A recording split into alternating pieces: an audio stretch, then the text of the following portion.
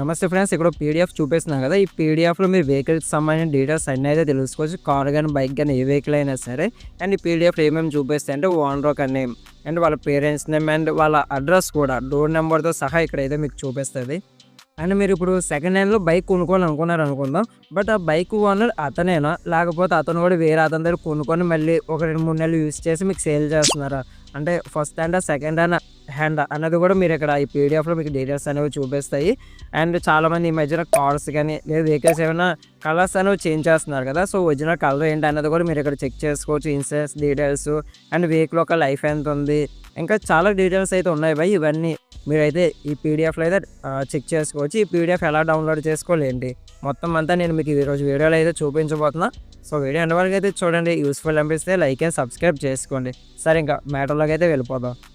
Description and comment సెక్షన్‌లో website link అయితే ఇచ్చాను. లింక్ మీద క్లిక్ చేస్తే ఈ వెబ్సైట్‌లోకి అయితే వస్తారు. లేదంటే గూగుల్‌లోకి వెళ్ళి పరివాహన్ అని సెర్చ్ చేసినా సరే సరిపోతుంది.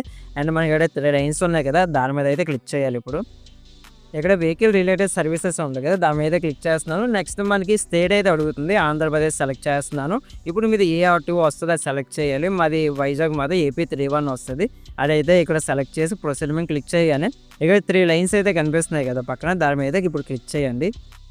నెక్స్ట్ ఇక్కడ అడిషనల్ సర్వీసెస్‌లోకి వచ్చామనుకోండి, మనకి వెహికల్ ఇన్ఫర్మేషన్ అని చెప్పేస్తుంది కదా! దాని మీద క్లిక్ చేయండి.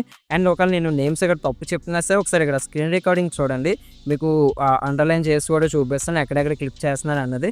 సరే, ఇక్కడ మనకి మన బండి number, engine number, chassis number ఇవైతే అడుగుతాయి.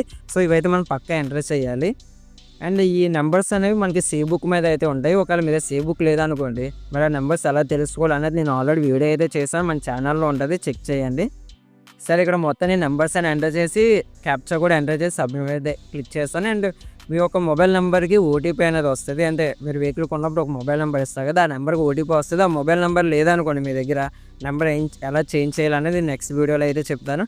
సరే, ఆ ఓటీపీ అనేది మీరు ఇక్కడ ఎంటర్ చేయాలన్నమాట. ఎంటర్ చేస్తే మనకు ఇదిగోండి పీడిఎఫ్ అనేది వస్తుంది అనమాట. ఈ పీడిఎఫ్లో మొత్తం మీకు స్టార్టింగ్లో చెప్పాను కదా, ఆ డీటెయిల్స్ అనేది ఇక్కడ చూపిస్తాయి.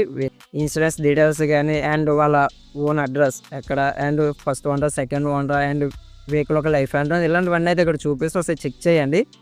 సో, ఇది ఈ విధంగా మీరు వెహికల్కి సంబంధించి ఫుల్ డీటెయిల్స్ అనేవి చెక్ చేసుకోవచ్చు అనమాట. అండ్ ఈ వీడియో అనేది నాకు తెలిసి సెకండ్ వెహికల్స్ ఎవరైతే కొనుక్కోవాలనుకుంటారో వాళ్ళకైతే యూస్ అవుతుంది.